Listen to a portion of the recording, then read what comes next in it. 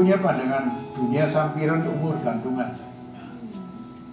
Dunia sampiran kita diberi kemakmuran oleh Tuhan Yang Maha Esa. Tapi kalau Tuhan sudah menghendaki dikepus, hilang.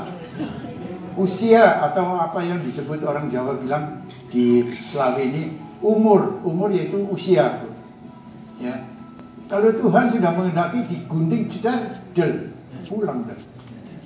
Umur gantungan dunia sampiran. Jadi orang jangan sombong.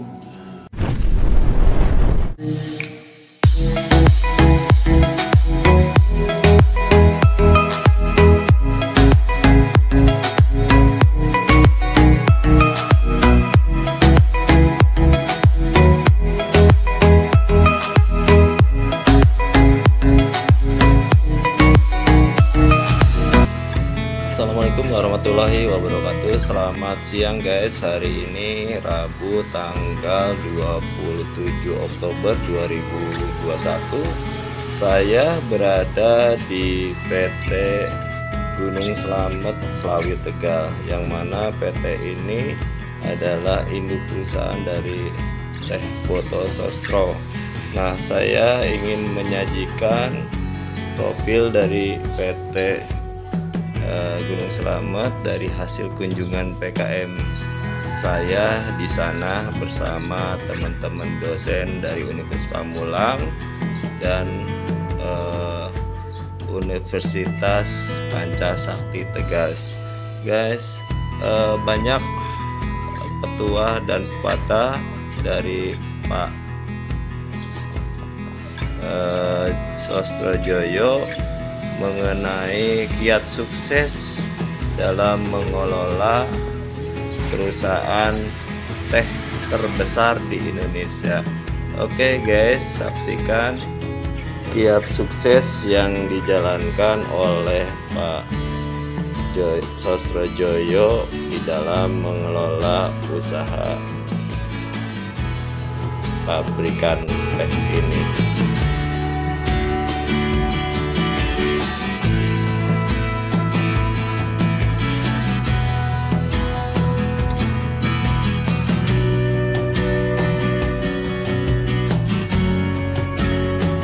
Pada waktu itu sebetulnya yang merencanakan ayah saya.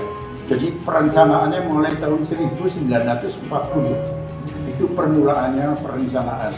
Tapi terlaksananya adalah 1915. Tapi secara home industry kita menggunakan alat seperti apa yang disebut lazimnya cubung yang terbuat dari pohon bambu. Isinya satu cubung kira-kira sekitar 2,5 kilo sampai 3 kilo. Dan di situ kita mesti bikin lubang, diisi areng sampai padat, kemudian dinyalakan, begitu nyala, kemudian diratakan, terus ditutup pakai abu. Kemudian apa yang disebut cubung itu dinaikkan di atasnya. Karena itu di lubang kita naikkan di atasnya, kemudian hawa panas keluar. 1 jam sekali kita diangkat, dibalik, dimuatkan lagi, 1 jam kemudian baru matang. Itu awal pertamanya dengan menggunakan alat cubung, istilahnya cubung yang dibuat dari bambu. Waktu pertama kita cuma 2, ya 1 hari kira-kira bangsa 10-15 kilo. Terus kemudian tahun berikutnya karena capnya sudah mulai berkembang, kita nambah lagi, membuat dapur lagi 3, jadi jumlah dapur punya semua 5. Nah setelah 5 dapur itu kita bisa ngolah kira-kira 50 kilo 1 hari. Kita kelilingnya pakai sepeda terus dari Adiwerna, Pagongan, Tegal sampai Brebes sampai Jatibarang, kemudian kembali ke Selatan. Jadi 1 hari dikerjakan, 1 hari kita keliling. Jadi kerjanya ya gitu. 1 hari produksi, 1 hari buat keliling, habis keliling produksi lagi, dikelilingkan lagi. Jadi 1 hari produksi, 1 hari buat penjualan. Ini video 10 tahun yang lalu. Pada tahun 1953 terjadi musibah, yaitu pada kira-kira Juni apa Juli saya lupa, itu terjadi kebakaran. Habis semuanya bakaran. Nah, setelah kebakaran kita berusaha mati-matian sampai akhirnya apinya padam. Dari jam 2 malam sampai jam 7 pagi baru api padam.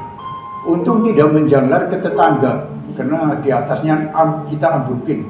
Nah, dengan adanya kebakaran itu, kemudian kita bangun lagi dengan konstruksi besi. Setelah konstruksi besi kita jalani lagi, jumlahnya juga tetap 35 kalau nggak salah, 35 dapur. Terus maju.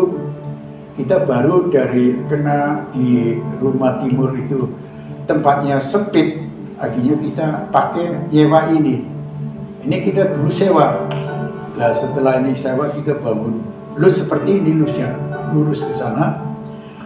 Kemudian kita citaknya di sini. Setelah citaknya di sini maju, kemudian di sebelah saya bangun yang sekarang buat kantor. Bangun dapur kira-kira kurang lebih dari 35 kita membangun menjadi 60. Dari permulaan memang cap botol. Saya bikin gambarkan cap botol sampai sekarang. Karena berdasarkan penganalisa kita adalah botol itu setiap rumah pasti ada botol. Entah rumah kecil, entah rumah mewah, entah rumah apa saja, pasti ada botol. Nah, maka saya menggunakan cap botol. Waktu itu kita belum menggunakan Sosurjoyo. Waktu itu kita menyatakan teh cap botol aja, karena itu masih home industri. Jadi nggak ngerti Sosurjoyo, nggak ngerti apa. Kita kelilingkan terus pakainya teh cap botol. Dalam waktu kira-kira hampir 4 tahun kita keliling itu mulai terkenal itu. Dan mulai terkenal kita tambah lagi dapur dari 5 menjadi 10. Kemudian dari 10 saya kira-kira setengah tahun kemudian menjadi 25, kemudian sampai tahun 50 menjadi 35, kemudian sampai tahun 53 menjadi 40 dapur. Itu berjalan hampir setengah tahun lebih loh, kita pakai sepeda. Dari Selawi sampai Tegal sampai Brebes, puter jadi barang. Wah, setengah mati. Tapi kita jalanin terus. Karena itu sudah mulai jalan, lah kita jadi semangatnya tambah tinggi. Mulai jalan. Nah, itu sehingga kita terus memikir dapur 80 menjadi 800. Setelah 800 kita mau rencanakan bikin 1000. Wah, bahaya. Baru kita menciptakan mesin. Kita jualan, tiap toko kita berhenti. Karena permintaannya sudah mulai banyak. Kalau pakai sepeda kan paling kita 50 bos ya di belakang itu 50 bos. Nah, kita pakai dokar. Kalau dokar bisa muat 200. Kita pakai dokar terus keliling sendiri. Nah, setelah sudah pakai dokar kita nggak bisa kerja sehari, kerja sedang ada. Kita kerja tiap hari. Jadi kalau kita mau keliling pakai dokar, pagi-pagi kita sudah kontrol semua, kita jalan.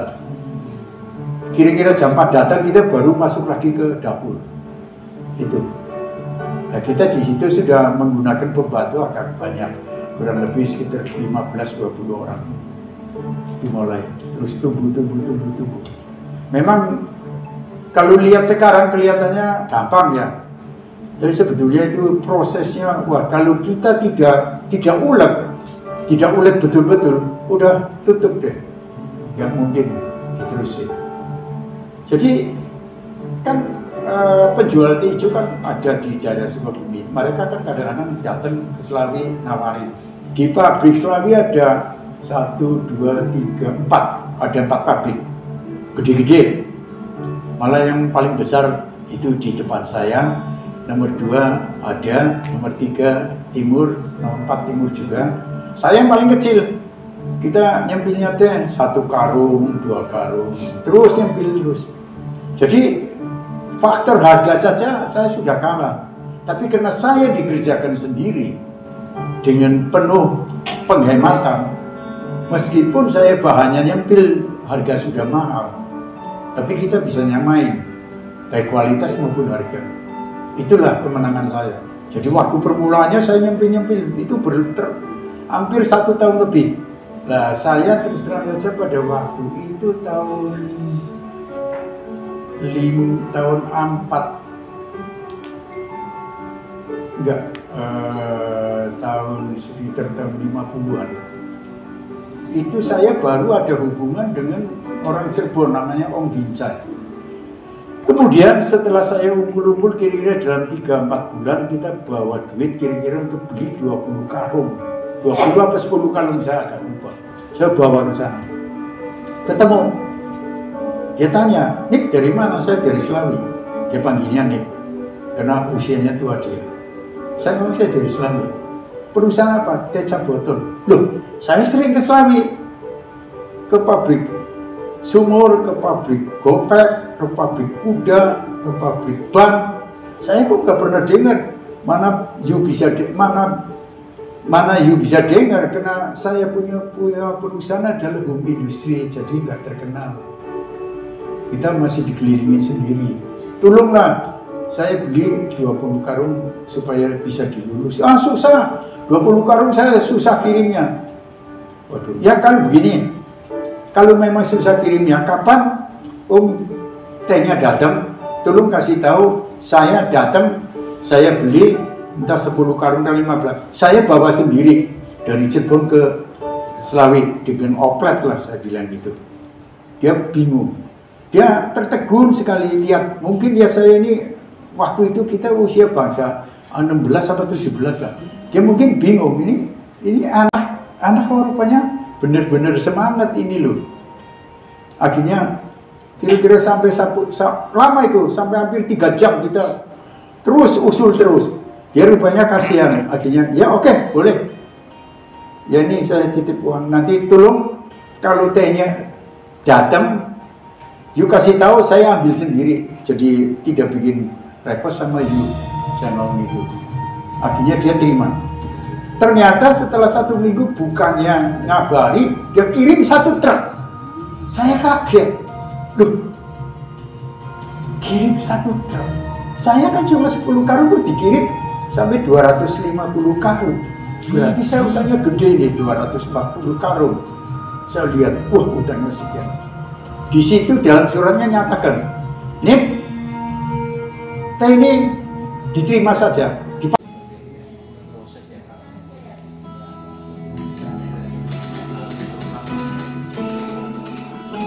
Kadang-kadang orang kalau sudah berhasil terus merasa som atau somnya ya, dan terus kemudian acuh tak acuh terhadap teman. Saya mempunyai pandangan dunia sampiran umur gantungan. Dunia sampiran kita diberi kemakmuran oleh Tuhan Yang Maha Esa. Tapi kalau Tuhan sudah menghendaki, dikepus, hilang. Usia atau apa yang disebut orang Jawa bilang di Selawi ini umur yaitu usia. Ya. Kalau Tuhan sudah menghendaki, digunting jedar, pulang dah. Umur gantungan dunia sampiran. Jadi orang jangan sombong. Kalau orang sombong yaitu kalau Tuhan sudah menghendaki, dikepus, hilang. Oh cuma mampir kok.